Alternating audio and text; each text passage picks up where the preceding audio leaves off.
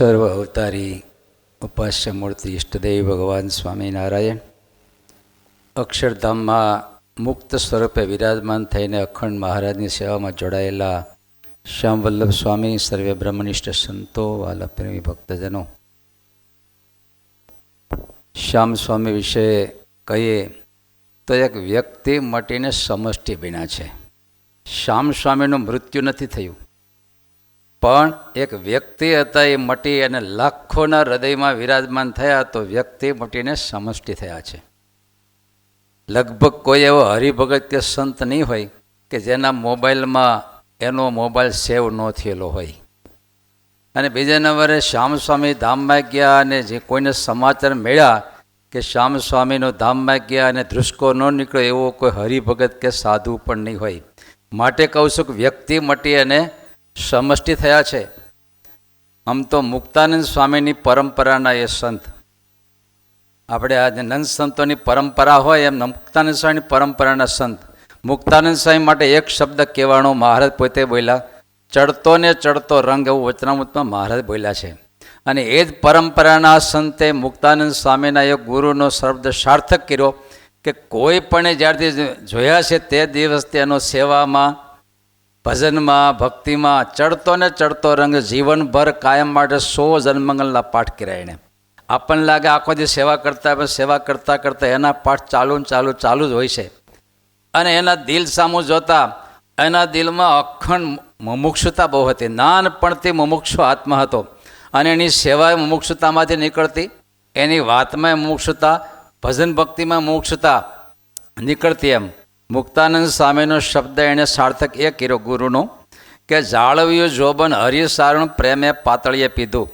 એની જુવાની, આખી જુવાની અવસ્થાની કર્મયોગ, જ્ઞાનયોગ અને ભક્તિયોગ આ ત્રણનો સમન્વય કરી અને મારા વડતાલ ધામમાં હરિકૃષ્ણ મહારાજના ચરણોમાં, આચાર્ય મહારાજના ચરણોમાં અને વડતાલના ઉત્કર્ષમાં આખી જુવાની સ્વાહા કરી નાખી. આ તમે છેલ્લા 20 વર્ષથી જોવો છો વડતાલની આન શાન સંપ્રદાયની. અમારી આમ તો ત્રિપુટી કહીએ આપણે, કોઠારી સ્વામી અને સંત સ્વામી, પણ મોટા સંતોની આજ્ઞામાં ત્રિપુટીએ જે કામ કર્યું છે તમે સાક્ષી. પણ આ બે વડીલ સંતોની આજ્ઞામાં રહીને શ્યામ સ્વામી જે પાયાનો પથ્થર બન્યા છે એ સૌ કોઈના જીવ સાક્ષી આપણે પૂરી શકીએ છીએ. આપણે શ્યામ સ્વામી માટે એક વિશેષણ આપવું હોય તો મારા દ્રષ્ટિએ આપવું. મુક્તાનંદ સ્વામીના માટે મહારાજ બોલ્યા દાસત્વ મૂર્તિ. તો એ જ પરંપરામાં એક દાસત્વ મૂર્તિ કોઈ હોય તો આપણે શ્યામ વલ્લભ સ્વામી દાસત્વ મૂર્તિ છે. આમ તો આફ્રિકામાં એક કહેવત છે કે એક વર્ધનું મૃત્યુ થાય એટલે એક લાઇબ્રેરી સળગી ગઈ કહેવાય. એમ સ્વામીના સંપ્રદાયનો એક સંત જ્યારે ધામમાં જાય ત્યારે મોબાઈલ મોક્ષ મૂલક સદાવ્રત એક વિલીન થયું કહેવાય.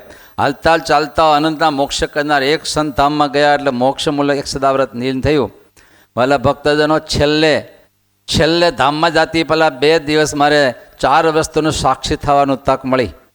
આમ તો ધોલેરામાં ગુરુકુલ તરફથી કથા હતી અને મને ફોન આવ્યો શ્યામ સ્વામીનો છેલ્લા 2 દિવસ ધામમાં જતા પહેલાં 3 દિવસ પહેલાં મને કે તમે આ કથામાં આવવાનો છો ધોલેરા? મેં કીધું આવવાનો છું.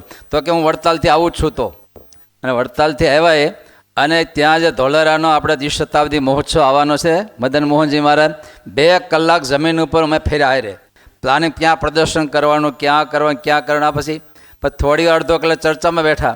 મેં કીધું હું સભામાં જાઉં, તમારે કે કામ કર? નહીં, મારે સભામાં તમારી ભેગું આવવું જ છે. બાજુમાં બેસેરા અને ધામમાં જતા પહેલાં આ હાર અહીંયાથી પહેરાવી અને એને પહેરાવ્યો. મેં કીધું પ્રવચન કરો. ના સ્વામી, મારો સાંભળવા આવ્યો છું. પરાયણે મેં પ્રવચન કરાવ્યું એને અને આ છેલ્લા સાક્ષી થવાનો અમને તક મળી. ત્યાર પછી ગાડીમાં બેસીને વડતાલ આવતા એને વધારે ઉધરસ ચડી અને ત્યાર પછી તાવ ચડ્યો. પછી ધામમાં ગયા.